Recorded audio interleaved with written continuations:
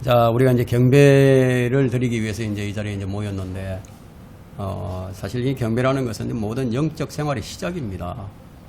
이 그리스도인들은 이 경배에서 이제 시작이 됩니다.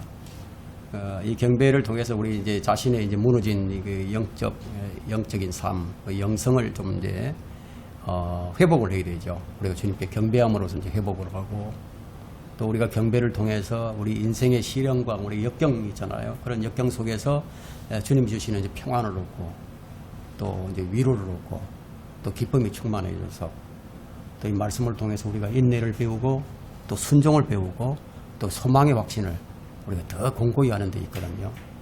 예배라는 것이 그만큼 참 소중합니다. 오늘 오전에 하나님 말씀 보도록 하겠습니다. 요한일서를 한번 펼쳐보십시오. 요한일서 3장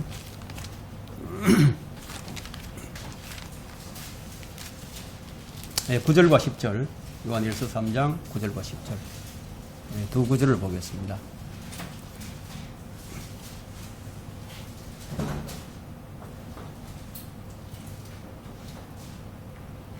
네, 다 찾으셨습니까? 제가 맞들이 읽겠습니다. 하나님께로부터 태어난 사람은 누구나 죄를 짓지 아니하나니 이는 하나님의 씨가 그 사람 안에 거함이요 또 죄를 지을 수 없는 것은 그가 하나님께로부터 태어났기 때문이라. 여기에서 하나님의 자녀와 마귀의 자녀가 드러나노니라.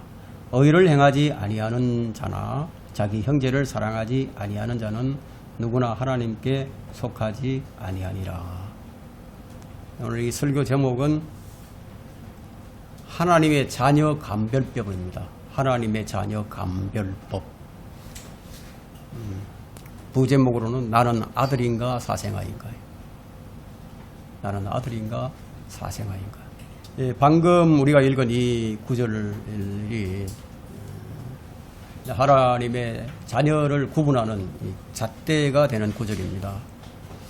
근데 왜 이런 글을 기록을 해 놓았을까요? 이 세상에는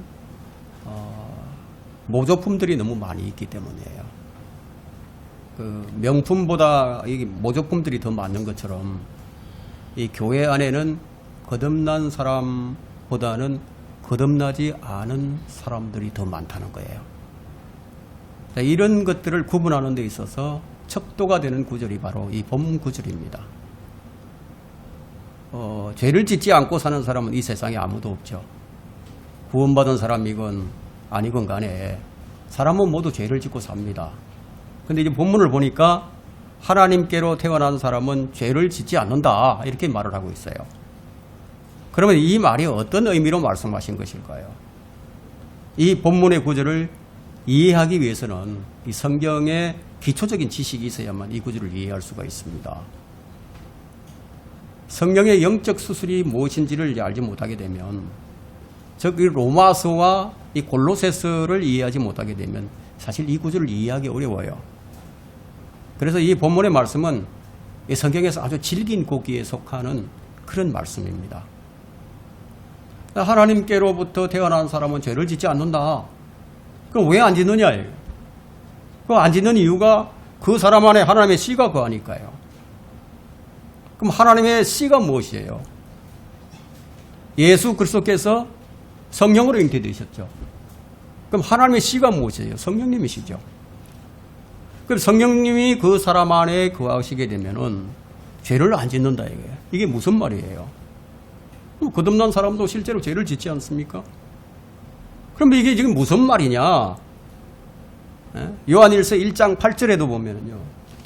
만일 우리가 우리에게 아무 죄가 없다고 말하면 우리 자신을 속이는 것이요 진리가 우리 안에 있지 아니하니. 자, 이 말씀과 전면적으로 아주 상충되는 말씀인데 이렇게 생각할 수 있죠. 그리고 바울이 로마서 7장에서 고백하기를 내가 원하는 선은 행하지 아니하고 원치 않는 악을 행하는도다. 이제 만일 내가 원치 않는 것을 행하면 그것을 행하는 것은 내가 아니요 내 속에 거하는 죄니라 이렇게 말을 했단 말이에요. 이 말씀과도 지금 상충되고 있습니다. 그러면 그 이유가 뭔지 우리가 성경을 좀 풀어봐야 되겠어요. 고린도전서 6장 17절에는 이런 말씀이 있습니다. 주와 합한 자는 한 영이니라. 주와 합한 게 뭐죠? 우리 몸이 합해졌나요? 우리 혼이 합해졌나요? 아니죠. 뭐가 합해졌습니까? 우리 영이 합해졌다 이게. 자, 이건 이제 바로 성령님께서 우리 안에 내주하신다. 이것을 말하는 것인데, 그러면 하나님께로부터 태어난 사람은 죄를 지을 수 없다. 이게 무슨 말이냐? 이게. 거듭난 사람은 모두 성령으로 태어난 사람인데 성령님께서 들어와서 내주하고 계시는데, 그럼 성령님께서 어디 계시죠? 여러분 안에 어디 계십니까? 여러분 영 안에 계신다 이거예요. 여러분 영 안에. 그래서 이제 우리는 성령님 안에 거하신다 이거예요. 성령님 안에. 성령께서 죽었던 영을 살려주시고 육신과 혼을 수술해서 분리시켜 놓으셨다. 그래서 이 몸과 혼과 영이 지금 분리되어 있습니다. 이것을 가리켜서 성경이 영적 수술이다. 손으로 한 할례가 아닌 영적인 할례. 자, 이 부분에 대해서는 이제 골로새서 2장 11절에서 말씀하시기를 우리의 죄들의 몸을 벗어버리게 하셨다. 이렇게 말씀하신단 말이에요. 거듭난 사람들은 죄들의 몸을 벗어버린 거예요. 지금 영적 수술을 통해서. 그래서 바울이 내가 내 속에 있는 죄가 죄를 지은 것이지 내가 지은 것이 아니다 이렇게 얘기하게 된 거다. 이해가 되시죠?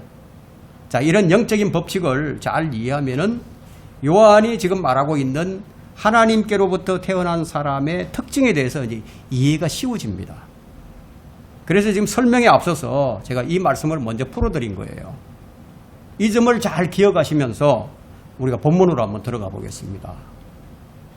이 본문은 무엇과 관련이 있느냐면 행실과 관련이 있어요. 무엇 때문에 그러면 이 말씀을 기록하신 것일까요? 7절에 보게 되면요. 어린 자녀들아 이렇게 부르시면서 아무도 너희를 속이지 못하게 하라고 말씀하고 있죠. 왜 속지 말라고 우리에게 이런 말씀을 주신 거예요.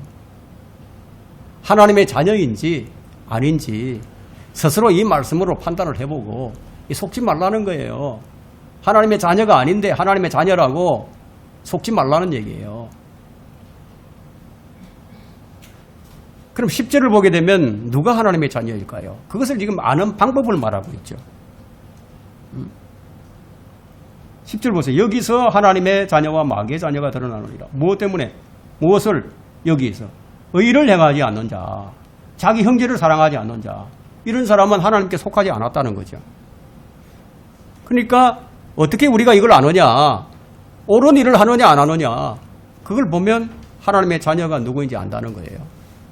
그리고 마귀의 자녀가 누구인지도 안다는 거죠. 의를 행하지 않는 자예요. 뭐 누구든지 하나님의 자녀가 아닌 것이에요. 의를 행하지 않으면은. 옳은 일이 있고 나쁜 일이 있어요. 그러면 자기 형제를 사랑하지 않는 자도 있고 자기 형제를 사랑하는 자도 있단 말이에요. 그럼 의를 행하지 않는 자, 자기 형제를 사랑하지 않는 자, 이런 사람은 하나님의 자녀가 아니라는 거죠. 그러면 하나님의 자녀 감별법이 뭐냐? 옳은 일을 하느냐 안 하느냐, 선한 행실을 하느냐 안 하느냐, 자기 형제를 사랑하느냐 안 하느냐. 그러니까 옳은 일을 하지 않고 의로운 일을 하지 않으면은, 자기 형제를 사랑하지 않으면은 자기가 아무리 하나님의 자녀라고 주장을 한다 할지라도 그 하나님의 자녀가 아니라는 거죠. 어떤 사람이 아주 신실해요. 하나님의 일을 아주 잘하는 것 같아요.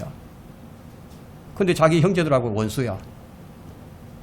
그러면 하나님의 자녀가 아니라는 거예요, 성경이. 성경을 이렇게 풀어보면 어렵지 않아요. 자, 이제 하나님께로부터 태어난 사람의 특징이 그러면 어떻게 나타나느냐, 그 특징에 관해서 우리가 확인해 보고자 합니다. 모든 사람에게 있어서 가장 중요한 질문이 있다면 무엇일 것 같습니까? 당신은 거듭났습니까? 이 질문이겠죠. 당신은 거듭났습니까? 왜냐하면 하나님께로부터 태어나지 않고 거듭나지 않으면 하나님 나라를 볼 수도 없고 하나님 나라에 들어갈 수도 없다 이거예요. 이것은 요한복음 3장에서 예수님께서 친히 하신 말씀이란 말이에요. 그렇다면 거듭난 사람과 거듭나지 않은 사람이 무엇이 다른가? 그럼 거듭난 사람에게는 반드시 특징이 있다는 거예요. 그럼 나는 교회를 다닌다, 그것이 특징일까요? 나는 거듭났다 이렇게 말하면 특징일까요? 구원받았다 이런 말로만 해서는 안 된다는 거예요.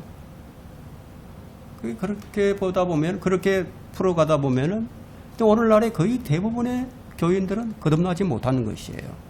거듭난 증거를 갖고 있지 못합니다. 하나님께로부터 태어난 사람은 어떤 특징이 있는지 우리가 우선 이 요한 1서를 기준으로 해서 우리가 확인해 보고자 합니다. 요한 1서에서 자, 첫 번째 나타나는 특징이 뭐냐? 요한 1서 3장 9절이에요. 하나님께로부터 태어난 사람은 누구나 죄를 짓지 아니하나니 이는 하나님의 씨가 그 사람 안에 거함이요. 이 거듭난 사람의 특징은 이 죄를 짓던 아주 못된 행실들, 못된 버릇들이 있단 말이에요. 이런 것들, 또 죄악된 마음이 있었어요. 이런 것들은 이제 이 나쁜 행실들을 이제 미워하게 됩니다. 그리고 죄를 가까이 하지 않게 됩니다. 왜냐하면 하나님의 씨가 그 사람 안에 거하게 되니까 뭔가 달라졌어요. 그래서 어떻게 달라졌느냐? 무슨 일이든지 죄에 대해서는 민감해져 있다는 거예요. 죄책감이 없었던 지난날, 그러니까 네가 마음속에서 일어나는 그 악한 생각들에 대한 고민은커녕 오히려 악을 일삼으면서 지난날의 모든 생활이 이제 부끄럽게 여겨진다는 거예요. 부끄럽게 여겨지면서 죄를 미워하게 되고 끊어버리게 된다는 거예요. 이것이 특징이에요. 이런 특징이 나타난다는 거예요. 그리고 일상에서 죄를 대항하죠. 죄에 대해서 대항을 한단 말이에요. 그리고 그 죄에 대한 그 비참함을 깨달아서 그러한 죄의 멍에를 탄식을 하면서 자신도 그 넘어질 때, 또 넘어지고 또 실수해서 넘어질 때, 그때마다 마음이 아픈 거예요. 그래서 이런 모든 불행에서 이 죄악된 것에서 벗어나려고 하는 그런 간절한 마음이 일어나게 된다는 거예요. 다시 말해서 죄를 미워하고 그 죄를 가정히 여기는 것 때문에 다시는 그의 마음속에 죄를 용납하지 않게 된다는 겁니다. 그러나 누구든지 그 마음으로부터 일어나는 그 나쁜 생각을 완전히 막을 수는 없어요. 완전히 막지 못해요. 그래서 그러다 보니까 부지불식간에 일어나는 이 추하고 더러운 생각과 은행이 있게 되죠. 이거 완전히 못 막는다는 거예요. 그래서 야고보가 뭐라고 얘기하느냐? 혀를 제어할 사람은 아무도 없다. 혀를 제어할 사람은 아무도 없다. 그런데도 그러나 이 구원받은 사람의 특징은 이런 실수와 허물까지도 심각하게 여깁니다. 그래서 마음이 괴로워요. 그래서 매일 자백을 하고 참회를 하는 거죠.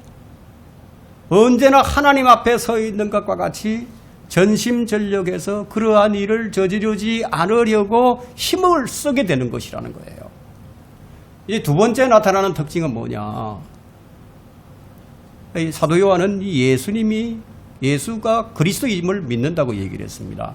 요한일서 5장 7절에 보면 예수가 그리스도이심을 믿는 사람은 누구나 하나님께로부터 태어났으며 하죠. 낳으신 그분을 사랑하는 사람은 누구나 그분께로부터 태어난 자도 사랑하느니라. 여기에 첫 번째 계명과 두 번째 계명이 다 들어 있습니다. 거듭난 사람은 예수 그리스도가 자신을 구원하신 유일하신 구세주임을 믿는 거예요. 즉 하나님 아버지께서 인간을 구원하시고자 보내주신 예수 그리스도, 그분 외에는 다른 구세주가 없음을 확신한단 말이에요. 그것이 성경을 믿는 거죠. 사도행전 4장 12절에 있는 말씀대로. 그리고 자기 자신은 무가치한 존재임을 깨닫습니다. 오직 예수 그리스도 안에서만 믿을 만한 확실하고도 견고한 틀을 발견하고 그 믿음의 틀을 닦으면서 뿌리를 거기서 내린다는 거예요. 그래서 그분을 통해서 모든 죄를 용서받는다는 것을 믿는 거예요. 억지가 아니에요. 억지가 아니라고. 거듭난 사람은 이것이 믿어지는 거예요. 억지가 아니에요. 또한 그리스도께서 십자가의 죽음으로 성취하신 그분의 공로로 인해서 하나님 앞에서 내가 의롭게 되었다, 그렇게 인정받는 것을 확신한다는 거예요. 아무 두려움이 없어져요. 죽음에 대한 두려움이 없어진다는 얘기예요. 심판에 대한 두려움도 없어져 버립니다. 그래서 마음의 평안이 찾아들게 되죠. 그러나 거듭난 사람이라고 할지라도 때로는 공포도 느낄 수 있고요. 또 의심을 가질 수도 있어요. 때로는 심지어는요, 야, 이 믿음이 내게 있는가 없는가 그런 생각을 가질 때도 있다는 거예요. 그러나 그때마다 우리 안에서 어떤 그런 반응이 나타나느냐. 예수 그리스도 외에 무슨 생각을 하고 있느냐, 누구를 믿으려고 하느냐, 이렇게 반문하게 되고요. 마음에 어떤 대답이 떠오른다는 거예요. 예수 그리스도밖에 없다. 예수 그리스도밖에 없다. 왜 그런 대답이 나오는지 아십니까? 그 사람 안에 하나님의 씨가 거하기 때문이에요. 이제 세 번째 특징은 의로운 생활에 힘을 쓰게 됩니다. 요한일서 2장 29절을 보십시오. 29절에 보면요, 만일 너희가 그분이 의로우신 것을 안다면 의를 행하는 자는 누구나 그에게서 난 것을 아느니라. 의를 행하는 자, 여기도 행위가 나오죠. 거듭난 사람은 비로소 성도가 됐습니다. 성도는 이제 하나님의 뜻을 따라서 하나님의 기뻐하시는 그런 일들을 하며 하나님께서 싫어하시는 일들은 피하게 됩니다. 이런 것들이 나타나는 거예요. 그리고 그리스도를 항상 바라보게 되고요. 그분이 가신 발자취를 따라서 살고자 그분의 명령대로 행하게 된다는 거예요. 그렇다고 완전한 사람이 된다는 것은 아니에요. 거듭난 사람이라 할지라도 그의 마음속 깊이 자리 잡고 떠나지 않고 있는 이 악으로 인해서 탄식을 하죠. 자기 마음속에 다른 한 지배자가 있어서 그것이 은혜의 길을 가로막고 하나님의 품에서 떠나게 하려는 것을 스스로 아는 거예요. 그걸 느껴요. 그러나 마음속에 있는 악을 다 버리지 못할지라도 그는 결코 악의 세력에 본성으로 동조를 하지 않습니다. 본성으로 그렇게 동조하지 않는다는 거예요. 거듭난 성도를 알지라도요, 때로는 자기 자신에 대해서 정말 내가 참 성도인지 아닌지 분간할 수 없을 만큼 의심하는 자리에까지 떨어지는 경우도 있습니다. 그러나 곧 용기를 내죠. 존 뉴턴이 말한 것처럼, 존 뉴턴이 이제 이런 말을 했는데 바울이 한 말을 그대로 인용한 것 같습니다. 나의 나된 것은 내게 무슨 자격이 있어서 된 것이 아니라 내가 원해서도 아니요 내가 애를 써으로 된 것이 아니라 오직 하나님의 은혜로다. 이런 고백을 할 수 있게 된다는 거예요. 네 번째로 나타나는 특징은요, 요한일서 3장 14절인데 믿음의 형제들을 사랑합니다. 요한은 우리가 사망에서 생명으로 옮겨진 것을 안다고 말을 했는데요. 3장 14절 보세요. 우리가 사망으로부터 생명으로 옮겨간 것을 아노니. 거듭난 사람은 영원한 생명이신 주 예수 그리스도를 갖게 된 것이에요. 소유하게 됐단 말이에요. 그래서 우리가 사망에서 생명으로 옮겨진 것을 아는 것은 뭐라고 얘기했느냐? 우리가 형제를 사랑하기 때문이라고 했습니다. 그것으로 나타난다는 거죠. 이와 같이 우리 주님께서 우리를 사랑하신 것 같이 우리도 또한 주님과 같이 서로 사랑하라는 거죠. 그것으로 나타난다는 겁니다. 다시 말해서 주님의 마음과 같은 마음을 가지고 계명의 목적에 따라서 순수한 마음과 선한 양심과 그리고 가식 없는 믿음에서 나오는 사랑으로 하라는 거예요. 그리스도 안에서 한 몸을 이룬 지체들은 바로 사랑하는 특징을 가지고 있습니다.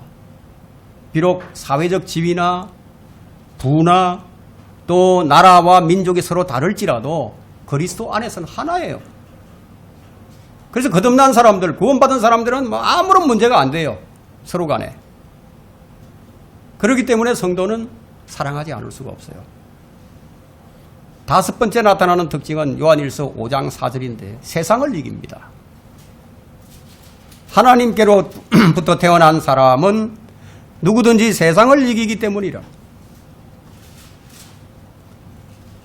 거듭난 사람은 옳고 그름의 판단이 이 세상의 기준이 아니고,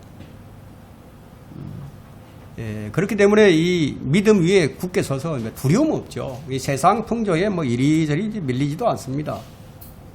그것들이 행복을 줄 듯이 이 속삭이지만 오히려 그것들이 무가치한 것임을 깨닫게 됩니다. 그래서 하나님을 찬양하기를 즐거워하고 또 이 예배로 모이는 것을 기뻐합니다. 또한 하나님을 두려워하고 사람을 두려워하지 않는 특징을 나타냅니다. 그 첫째 되는 목적이 뭐냐? 오직 주님을 기쁘시게 한 것. 주님을 기쁘시게 하는 것. 이런 목적을 찾아서 전진한다는 거예요. 전진합니다. 여섯 번째 나타나는 특징은 요한일서 5장 18절이에요. 경건한 생활을 지속하는 것을 볼 수가 있는데요. 하나님께로부터 태어난 사람은 자신을 지킨다고 했어요. 거듭난 사람은 이 자신을 더럽히지 않기 위해서 언제나 조심을 합니다. 그래서 죄에 물들지 않으려고 힘을 쓸 뿐만 아니라 모든 일에 있어서 정결한 마음으로 하려고 하는 거예요. 그리고 악한 사귐은 피합니다. 모든 시간을 아껴서 쓸 줄 알게 되고요. 시간을 선용하기에 힘을 쓰게 됩니다. 그리고 마귀의 유혹과 속임수를 늘 경계를 하는 거예요. 진리로 무장을 하죠. 그리고 성령 안에서 항상 기도합니다. 자, 지금까지 우리가 확인해 본 것들이 이 요한일서에서 이 나타난 하나님께로부터 태어난 사람의 이 특징들에 대해서 살펴보았는데, 그러나 이런 것들이 어떤 사람들에게는 조금 약하게 나타나기도 하고요. 또 어떤 사람들에게는 아주 강하게 나타나서 누가 보더라도 저 사람은 확실하다, 저 사람은 분명하다, 의심의 여지가 없다, 그렇게 보이기도 합니다. 또 어떤 것들은 뭐 이런 사람들에게, 또 어떤 것들은 저런 사람들에게 더 또렷이 더 나타납니다. 여하튼 이상의 특징들이 하나님께로부터 난 자에게서 나타나는 현상이다. 그래서 요한일서의 결론을 내리자면 이러한 특징을 가진 사람들만이 거듭난 사람이라고 할 수 있고, 이런 것들을 갖추지 못한 사람들은 거듭났다고 할 수 없다. 그렇다면 여러분들은 이러한 특징들이 있는가? 누구든지 이 질문에 확답을 할 수 있어야 합니다. 저는 이제 하루를 벌어서 하루를 먹고 사는 아주 궁핍함 속에서 지내지만 아주 결코 동요하지 않고 또 언제나 고요하고 또 평온한 그런 그리스도인들을 이제 본 적이 있습니다. 만일 그런 사람들이 이제 부자였다면요, 아마 오히려 근심거리가 더 많이 있을지도 모릅니다. 그러나 그는 아무 부족함이 없이, 그에게는 가난이 아니었어요. 그의 근심은 언제나 그 근심을 무덤에 쳐넣어버리는 가장 부유한 그리스도인이었던 거예요. 우리는 이 성경에서 이런 사람을 볼 수 있고 또 실제로도 우리 주변에서 이제 가끔 볼 수 있습니다. 이처럼 진정한 거듭남의 증거는 어디서 나타나느냐? 여러분 삶에서 나타나는 거예요. 내 삶에서 나타납니다. 이것이 뭐냐? 성화의 시작이 있어야 되죠. 이것이 성령의 인도하심에 따라서 나타납니다. 하나님께서는 우리의 성화를 이루어 가시는 거예요. 성화는 뭐죠? 거룩함이죠. 거듭난 사람의 특징. 거듭난 사람의 특징이 없는 사람은 그가 아무리 선하게 보이더라도 그에게서 거룩함이 나타나지 않는다면 요한일서에 의하면요, 하나님의 자녀가 아닌 거예요. 하나님의 성령께서 여러분 안에서 여러분의 거룩함을 이루어가고 계신다. 그러면 이것을 여러분들이 입증할 수 있는 것인가?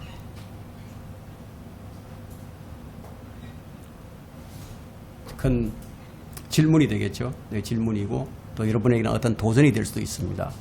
세상이 이제 여러분을 끌어들여서 여러분이 그만 세상을 바라보게 될 때요. 그런 경우가 있을 거예요. 가끔은. 근데 하나님은 여러분을 책망하시고요. 말할 수 없는 신음으로 여러분을 중보하시면서 여러분이 회개하고 돌이키도록 이끄시는 거예요. 여러분은 죄를 짓는 것을 견딜 수 없어 하고 있습니까? 아니면 아무 생각 없이 스스로 나는 그리스도인이다 이렇게 자처하고 있는 것인가? 세상을 닮아가고 그들처럼 행동하고 말을 하고 세상이 하는 일을 똑같이 하고 있는가? 여러분들 하나님의 자녀라는 것은요 굉장히 중요한 내용입니다. 우리의 구원이라는 것은 하나님의 일이죠. 그래서 하나님께서 사람을 구원하신다면 이 일을 그분께서 이루실 것이에요. 이 일은 하나님께서 여러분 안에서 행하고 계시는가 그걸 지금 묻고 있는 거예요. 빌립보서 1장 6절에는 그분께서 우리 안에서 그 일을 시작하셨다고 말씀하고 계시는데 그래서 성도들에게 성화의 시작은요 거듭남의 절대적인 증거라고 할 수 있습니다. 그렇다면 이 일이 구체적으로 어떻게 나타나는가 그것을 우리가 확인해 볼 필요가 있습니다. 첫째 하나님께서 우리를 거룩하게 이끄실 거예요. 에베소서 5장 26절과 27절에는 이는 그가 교회를 말씀에 의한 물로 씻어 거룩하게 하시고 깨끗하게 하사 자기 앞에 영광스러운 교회로 나타내서 점이나 주름진 것이나 또한 그런 것들이 없이 거룩하고 흠없게 하려 하심이라. 말하자면 하나님께서 이제 여러분에게서 조금씩 이 세상을 향한 그 갈망과 관계를 제거해 나가실 거예요. 그리고 예수님을 향한 갈망과 관계로 바꾸어 가실 것입니다. 우리가 설교를 들을 때마다 말씀을 읽을 때마다 아주 조금씩 성화되어 나가는 거예요. 이런 일들을 여러분 안에서 이런 일들이 일어나고 있는가? 여러분이 거듭난 이후 하나님을 향한 사랑과 헌신이 지금 자라가고 있는 것인가? 이걸 묻는 거예요. 얼마만큼 변화되었는가? 내가 처음 거듭났을 때와 지금이 얼마나 달라져 있는가? 예수 그리스도를 믿고 의롭다함을 받는 순간 우리는 믿음을 통해서 거룩하신 하나님과 함께 할 수 있게 됐습니다. 자, 우리가 진실로 의롭게 되었다면 성령님께서는 우리를 변화시키시고 모든 더러움으로부터 모든 경건을 이룰 수 있도록 우리를 인도해 가십니다. 여러분 어떻게 우리를 이끄실까요? 그 방법을 알아야 됩니다. 왜 어떻게 우리를 이끄실 것인지 그리스도의 사랑이 우리를 강권하신다고 했습니다. 이런 강권함이 여러분 안에 있느냐는 거예요. 고린도후서 5장 14절 한번 펼쳐보십시오.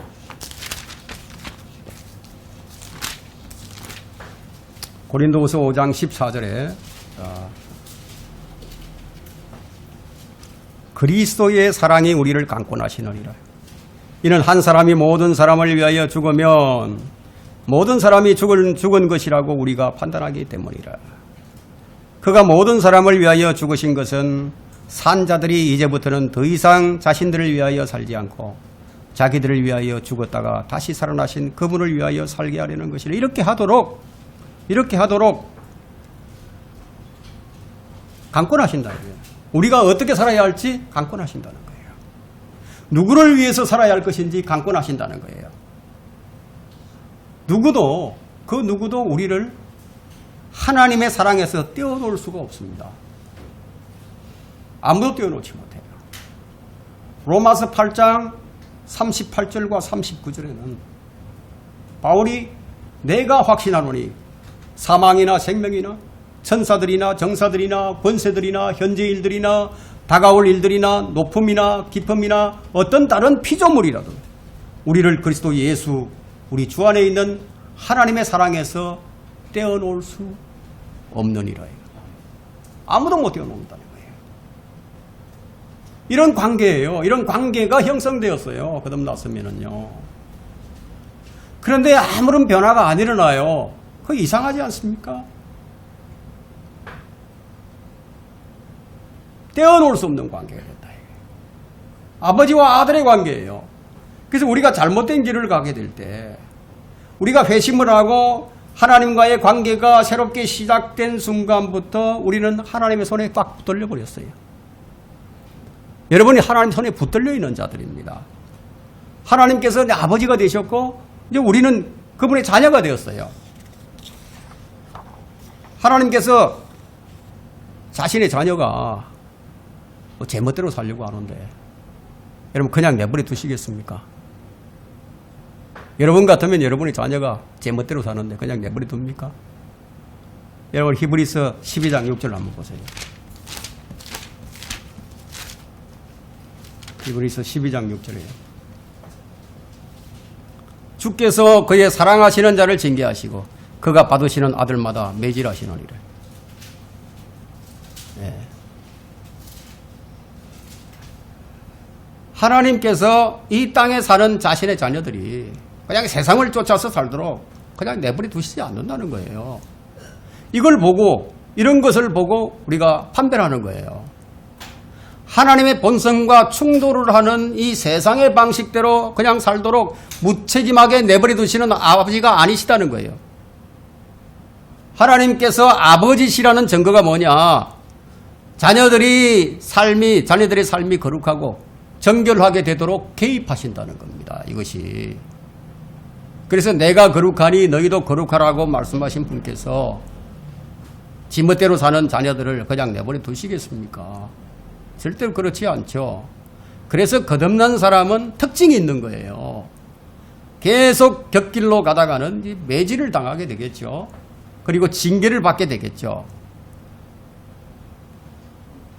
근데 저 사람은 그리스도인인 것 같은데 교회를 다니고 주님을 믿는다고 하니까 그리스도인인 것 같은데 근데 사는 걸 보니까 영 그리스도인답지가 않아.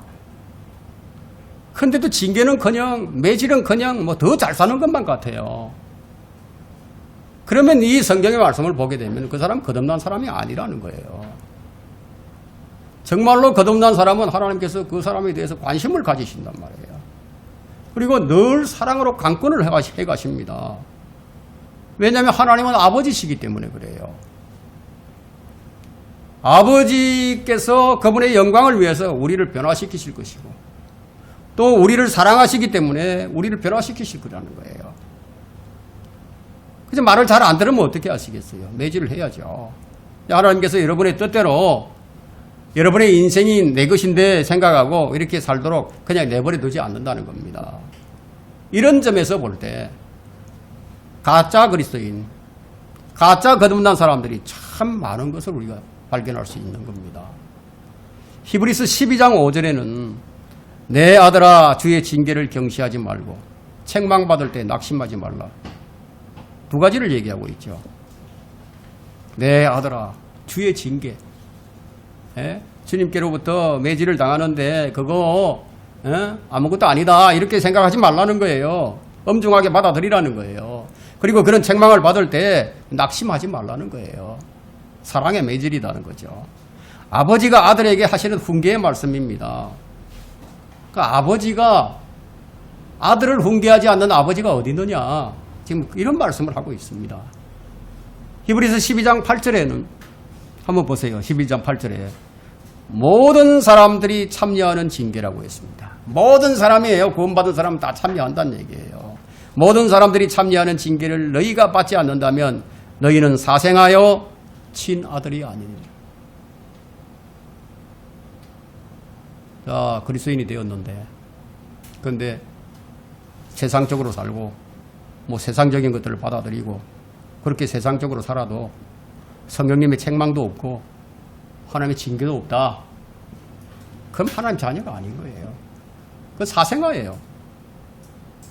거듭난 사람에게 이런 증거가 있다는 거예요. 매질의 증거가 있다. 징계 이런 증거가 있다는 거예요.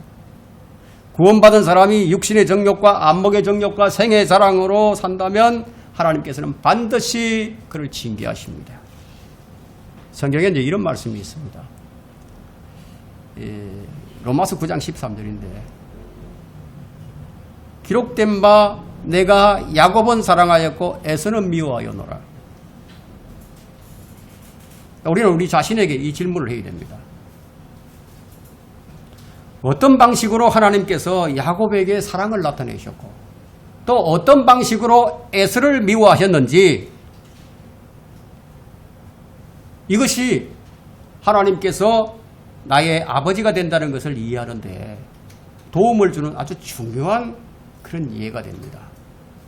우리가 에서의 인생을 보게 되면 하나님께서 에서에게 축복을 하셨어요. 에서에게 복을 주셨어요. 약속을 주셨단 말이에요. 그래서 하나님께서 에서에게 재물도 주셨어요. 그리고 권력도 주셨어요. 그래서 에돔 지역에 가서 민족의 지도자가 되게 했어요. 그러면 하나님께서 어떻게 그에게 미움을 나타내셨죠? 이것이 바로 징계, 훈계예요. 책망, 징계, 매질. 에서에게 이런 게 나타나지 않았습니다. 하나님께서 전혀 에서를 훈계하지 않으셨어요. 하나님께서는 에서가 마음대로 살도록 내버려 두신 거예요. 에서가 거룩하게 첫째로 하나님만을 섬기도록 개입하지 않으시고 에서 마음대로 살도록 내버려 두셨다는 거예요. 그렇다면 하나님께서 야곱에게는 어떻게 자신의 사랑을 나타내신 것인가? 우리가 이 야곱의 인생을 통해서 우리가 발견을 해야 됩니다. 하나님께서 이 야곱의 모든 삶을 다 깨트려 버리신 거예요. 야곱이 제멋대로 사는데 다 깨트리시네. 여러분 야곱의 생애를 한번 보세요. 얼마나 힘든 삶이었어요. 고통의 연속이었어요. 하나님께서는 야곱이 제멋대로 살도록 내버려 두시질 않으신 거예요. 야곱은 자기 이름 그대로예요. 야비한 사람이었고 속이는 사람이었어요. 근데 시간이 참 많이 걸렸어요. 근데 이 속이는 자에서 진실한 사람으로 만드신 거예요. 말하자면 야곱이라는 사람을 이스라엘로 만들어 가신 거예요. 야곱을 이스라엘로. 그가 당했던 시험을 한번 보세요. 그가 겪었던 일들을 한번 보세요. 야곱이 가나안 땅으로 돌아왔을 때요. 그는 다리를 절뚝거리게 했습니다. 여기서 여러분이 이해해야 할 것은요. 여러분의 삶을 향한 이 하나님의 목적은 여러분이 번영하는 것이 아니라는 겁니다. 여러분이 건강해지는 것도 아니에요. 부유해지는 것도 아니에요. 여러분이 이 땅에서 최고의 삶, 행복한 삶을 사는 것도 아니에요. 여러분이 하나님의 자녀라면 하나님은 여러분을 거룩하게 하시고 그분의 아들이신 그리스도의 형상으로 빚어가신다는 거예요. 그래서 구별되게 하시고 성별되게 하신다는 거예요. 그리고 하나님께서 이 일을 어떻게 하시냐? 영적으로 하신다는 거예요. 필요하다면 어떤 것도 다 하실 거예요. 하나님께서 이 일을 지금 여러분에게 행하시고 계시는가? 거듭남의 특징은 이렇게 드러난다는 거예요. 둘째, 거듭남의 증거는 성령님을 여러분의 마음속에 두셔서 내면에서부터 어떤 먼저 성화를 이루어 나가십니다. 하나님께서 단지 이 외적인 것만 변화시키시는 것이 아니에요. 먼저 내적인 부분부터 변화시켜 나가신다는 거예요. 그렇다면 우리를 어떻게 변화시키시는가? 여러분 에스겔 36장 26절을 보세요.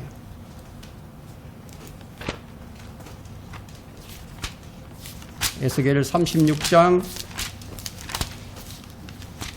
26절을 한번 보십시오.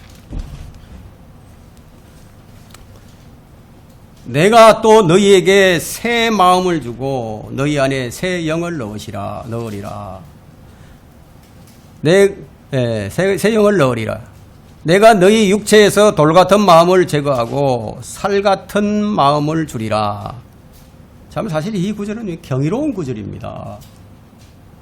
이 거듭남이란 초자연적인 일인데 성령에 의해서 그리스도께 속한 사람이라면 그를 새로운 피조물로 창조를 하셨어요.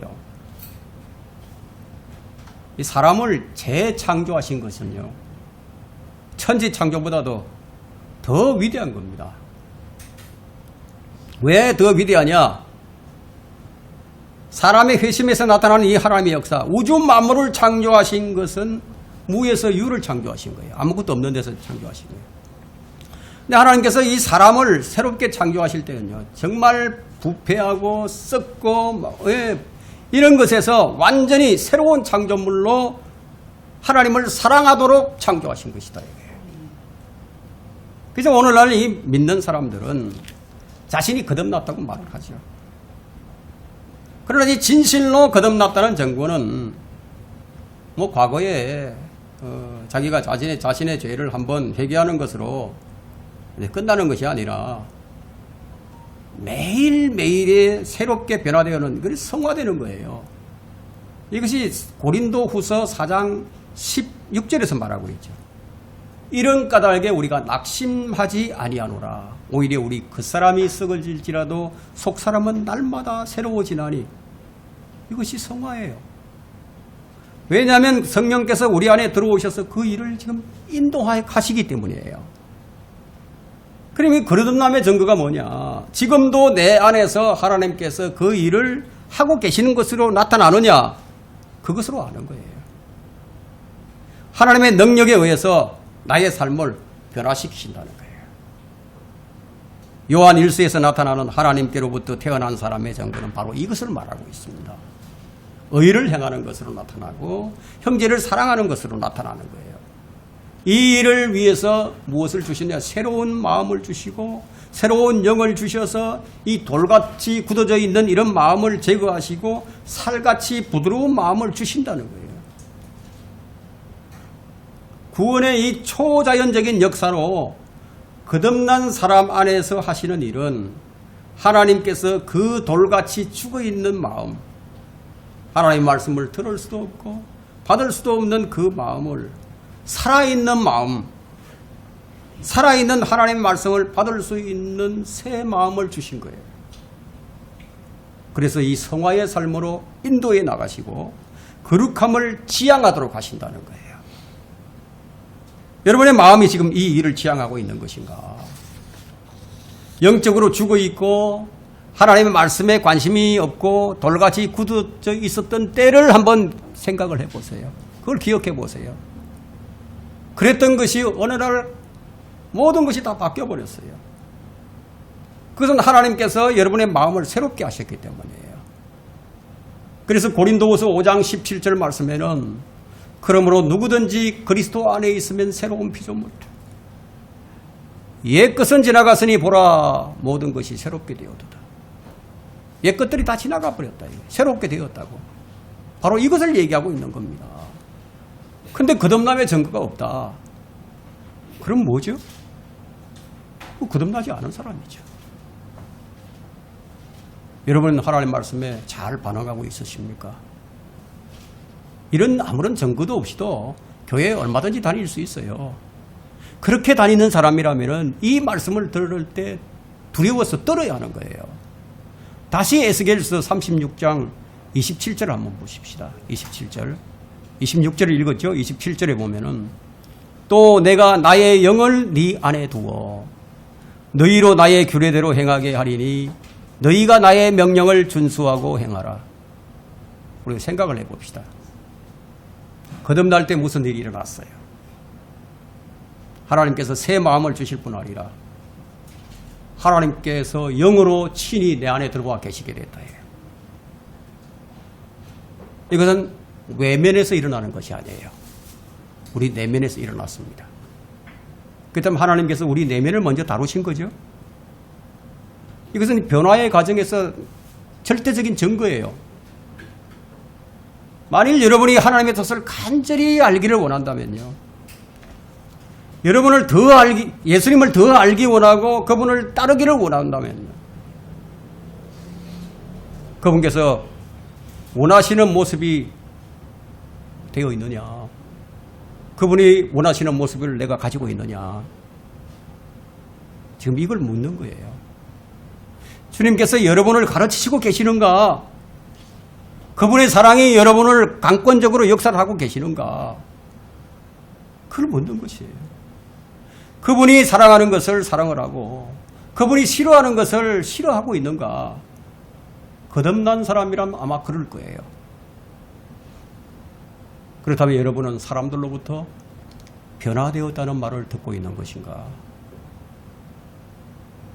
여러분은 아침에 일어나면 제일 먼저 누구보다도 주님을 만나고 싶으십니까? 저녁에도 주님을 만나기 원하십니까? 하나님의 말씀을 읽기를 갈망하고 있습니까? 그분이 다시 오시기를 사모하고 있습니까? 혹시 어쩌다가 잘못을 범했을 때 그것 때문에 마음이 아프고 괴로웠던 적이 있습니까? 다윗은 눈물로 침상을 적셨어요. 죄를 짓고 자백하고 죄를 짓고 자백하고 계속 같은 죄를 반복하고 그러면서 그건 장난치는 거죠. 요한일서 1장 9절에는 우리가 우리의 죄들을 자백하면 그는 신실하시고 어려우셔서 우리의 죄들을 용서하시며 모든 불의에서 우리를 깨끗하게 하시느니라. 이 말씀은 장난 삼아서 하라고 주신 것이 아니에요.